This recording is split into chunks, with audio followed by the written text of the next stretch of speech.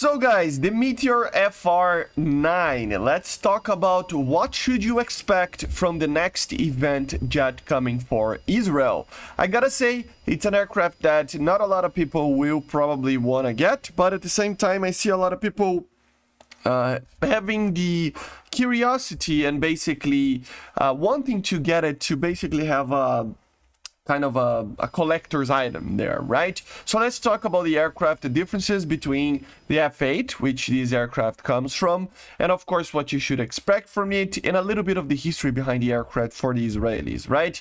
So the aircraft itself, guys, it is based off, like I said, on the Meteor F8. So it's very similar to that.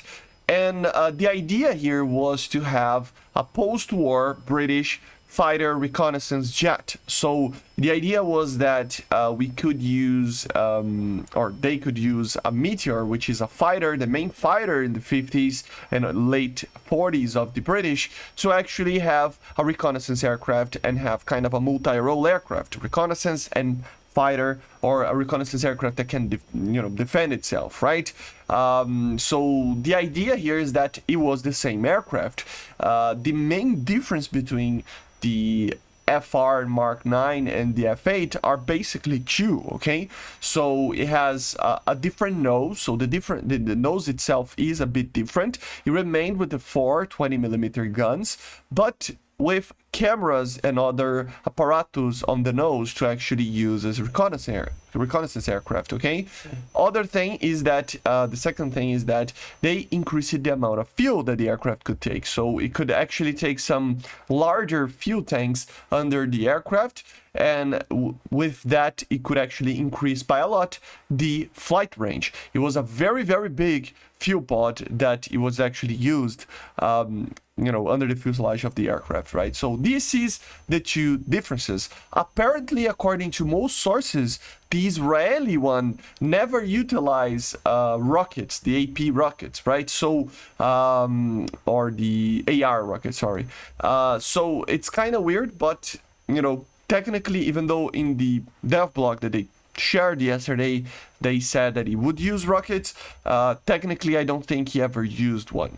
So there is that, right? Because I don't think that had the wires or anything. So basically that's it. Kind of a copy-paste of an aircraft. And I gotta say, there is even something about this aircraft that it's kind of weird, that they actually changed the nose of most of these. Only two of them throughout their whole life in the Israeli Air Force actually remained with the original reconnaissance nose, right?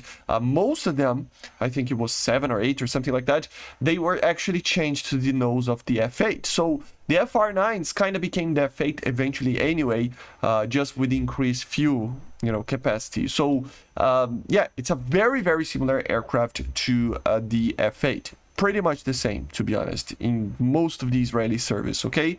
The major historical thing is that these aircraft, they were all British made, and British used by the IAF, but they were sold in 1954, if I'm not mistaken, for the Israelis as, refurbished aircraft that were in service with the Royal Air Force.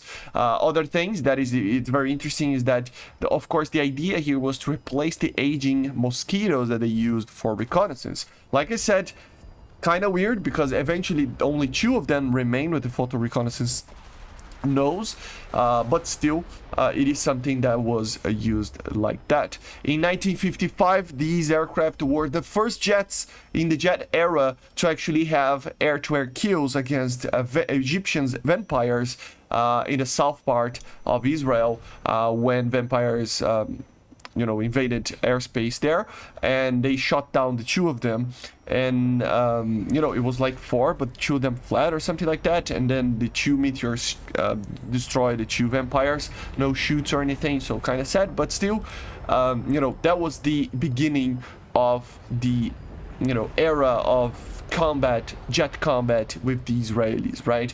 Of course, it was also used by the Suez Crisis in 1956, escorting aircraft, and until the 70s, it was used by many, things. Eventually, in the early 60s, he just became kind of a secondary fighter, and then eventually just a trainer, and eventually was phased out of service in the 1970. Okay, so it's an aircraft that has a lot of history in the Israeli service, but at the same time, it doesn't bring anything too different, and that's why I kind of think it's kind of a bad event vehicle, because it takes a lot of time to get these vehicles, and it is pretty much the same as the normal F8 that we have in that tech tree.